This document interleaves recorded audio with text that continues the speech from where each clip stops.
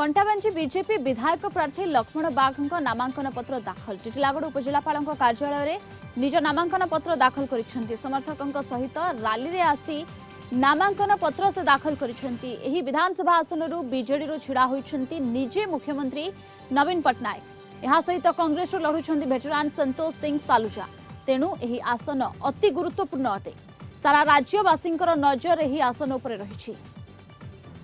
नामांकन प्रार्थीपत्र दाखल कलु राशिफल हिसाब रे जोग विधि देखिकी बहुत बढ़िया है।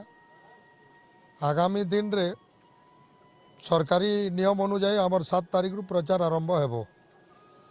जो बोली प्रचार चली ये अंचल कंटाबांजी विधानसभा अंचल रे जेन प्रकार स्थिति अच्छे से सबू तो लोकंर पाखे कही आसुचु।